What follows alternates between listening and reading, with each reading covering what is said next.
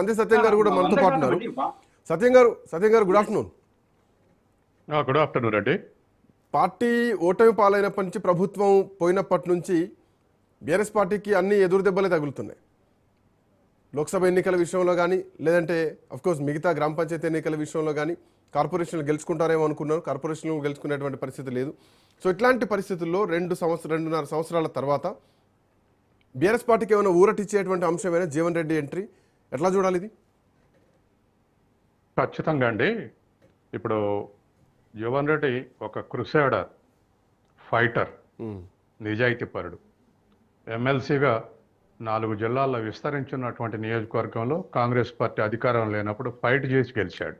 అవును. తర్వాత simple man, simple living. అవును. తర్వాత ఆయనకు భావజాలం కూడా ప్రోగ్రెసివ్ భావజాలం ఉన్నటువంటి వ్యక్తి. అవును. అటువంటి వ్యక్తిని కోఆర్డినేట్ చేసుకోకపోవటం అనేది ఖచ్చితంగా కాంగ్రెస్ లోపం. అయితే జీవన్ రెడ్డి చేరినంత మాత్రాన అధికారం, రాష్ట్ర ప్రభుత్వ అధికారం మారుద్దనో లేకపోతే రాష్ట్ర వ్యాప్తంగా ప్రభావం ఉంటుంది అనేటువంటిది నిజం కాదు. కరీంనగర్ జిల్లాలో ప్రభావం ఉంటుంది ఖచ్చితంగా. కరీంనగర్ జిల్లా ప్రజలకు కరీంనగర్ ఎంపీగా పోటీ చేసి జగిత్యాల ప్రాతినిధ్యం వహించి ఇవన్నీ ఉన్నటువంటి వ్యక్తి కాబట్టి సహజంగానే ఆ ప్రభావం కరీంనగర్ జిల్లాలో ఉంటుంది. తర్వాత కేసీఆర్ తర్వాత జీవన్ రెడ్డి కలిస్తే కరీంనగర్లో సహజంగానే పాజిటివ్గా ఇంపాక్ట్ ఉండేటువంటి అవకాశం ఉంది.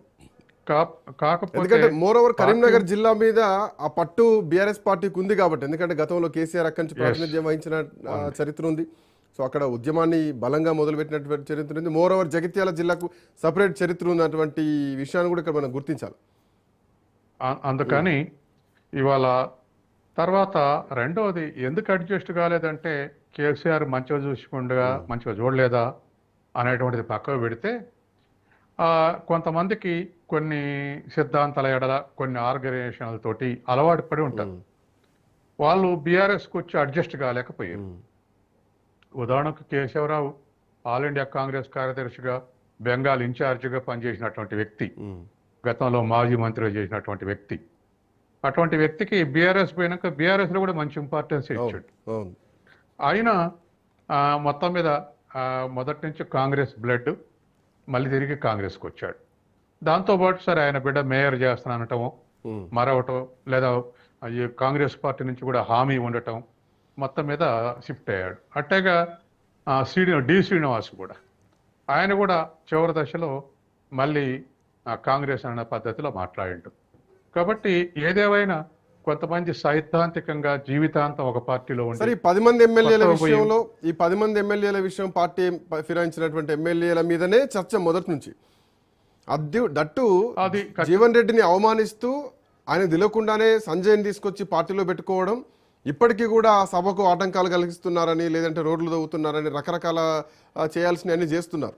బట్ ఇట్లాంటి టైంలో ఈ 10 మంది పార్టీ మారినటువంటి ఎమ్మెల్యేల భవిష్యత్తు ఏమిటి అన్న ఒక ప్రశ్న కూడా వేసుకోవాలి కదా రేపొద్దున రాజకీయ భవిష్యత్తు గురించి.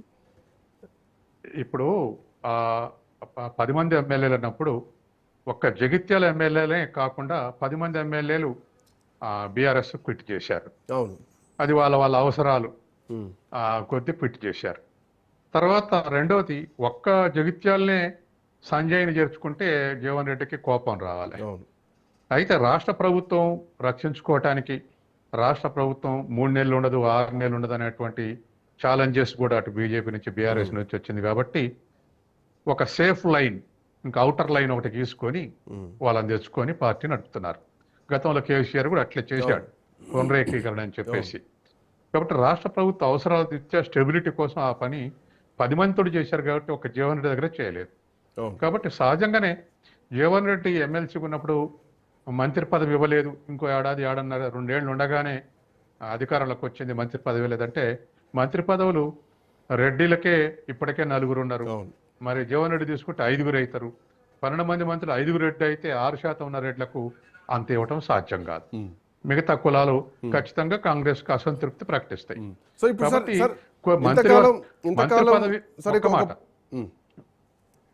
మంత్రి పదవి ఇవ్వటానికి కొన్ని పరిమితులు ఉన్నాయి.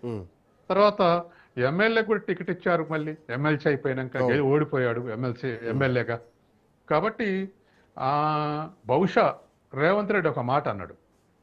ముందైతే మనం చెప్పలేం కానీ ఇప్పుడు ఒక మాట అన్నాడు. పిసిసి అధ్యక్ష కోసం తను కూడా పోటీ పడ్డాడు. ఆ వెంజన్స్ తోటే నా మీద స్టేట్మెంట్లు ఇస్తున్నాడని చెప్పేసి ఇద్దరం ఒకేసారి పిసిసి అధ్యక్షులకు పోటీ పడ్డాం. తను పిసిసి అధ్యక్షుడు కాలేకపోయినందుకు నా మీద వెంజన్స్ పెంచుకొని విమర్శలు చేస్తున్నాడని రేవంత్ రెడ్డి అన్నాడు. కాబట్టి అట్లా వెంజన్స్ లోపాయికారిగా ఉండి ఉంటే అది కూడా ఇవాళ జీవన్ రెడ్డిని సమన్వయం చేసుకోవటానికి అడ్డం వచ్చిందా, లేదా రేవంత్ రెడ్డి ఉన్నంత కాలం నాకు ఇంపార్టెన్స్ రాదు అనేటువంటి ఉద్దేశం. ఇది ఒక జీవన్ రెడ్డి విషయంలోనే కాకుండా చాలా మంది కాంగ్రెస్ సీనియర్ నాయకుల విషయంలో కూడా బయటకు వచ్చింది సార్. ఎందుకంటే మొన్న గతంలో భట్టి విక్రమార్క కూడా మేము వైఎస్ రాజశేఖర రెడ్డి ఫాలోవర్స్ కాబట్టి మా మీద అన్నారు, అంతకుముందు కోమటిరెడ్డి విషయంలో ఇట్లాగ వచ్చాయి.